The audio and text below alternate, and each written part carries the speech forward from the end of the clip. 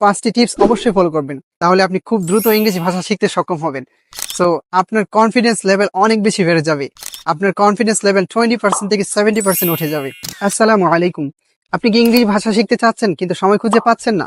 Don't worry, because in this video I'm gonna give you 5 effective tips to learn English in your daily activities. আচ্ছা, একটু চিন্তা করে দেখুন তো, আমরা বাংলা ভাষা কিভাবে শিখেছি? আমরা কি বাংলা ভাষা শেখার জন্য আলাদা সময় বের করেছিলাম? 1 ঘন্টা, 2 ঘন্টা কিংবা 3 ঘন্টা সময় বের করে কি আমরা বাংলা ভাষা শিখেছি?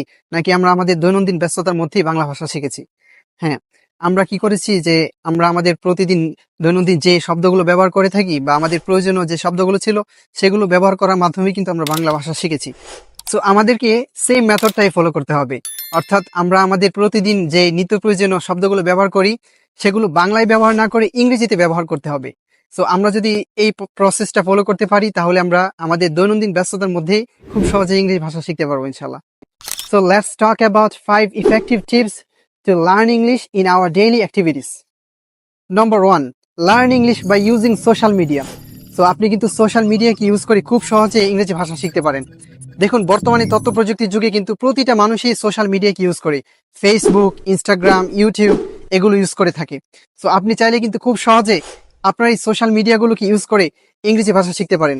আপনি চাইলে আপনার সোশ্যাল মিডিয়া প্ল্যাটফর্মগুলোকে ইংলিশ এনভায়রনমেন্টে রূপান্তরিত করতে পারেন। নম্বর 2, learn English with your hobby. So দৈনন্দিন ব্যস্ততার মধ্যে খুব দ্রুত ইংরেজি শেখার ক্ষেত্রে আরো একটি কার্যকরী পদ্ধতি হচ্ছে আপনার যে কাজটা করতে ভালো লাগে সেই কাজটা করতে করতে ইংরেজি শিখতে পারেন। অর্থাৎ আপনার যদি গল্প করতে ভালো লাগে তবে আপনি গল্প বাংলাতে না করে ইংরেজিতে করতে পারেন। ইংরেজিতে আপনি বিভিন্ন সেন্টেন্স মেক করতে পারেন। আপনার যদি সকালবেলা হাঁটতে ভালো লাগে তবে হাঁটতে বের হয়ে আপনি চাইলে ইংরেজিতে নিজের সাথে নিজে প্র্যাকটিস করতে পারেন। আপনার যদি ক্রিকেট খেলতে ভালো লাগে তবে ক্রিকেট খেলা অবস্থায় ইংরেজিতে কথা বলতে পারেন। আপনার আশেপাশে যা কিছু দেখেন সেগুলোকে বাংলায় না বলে ইংরেজিতে বলতে পারেন। নম্বর 3, try to think in English. So দৈনন্দিন ব্যস্ততার মধ্যে ইংরেজি শেখার আরো একটি অসাধারণ কার্যকরী টিপস হচ্ছে ইংরেজিতে চিন্তা করা।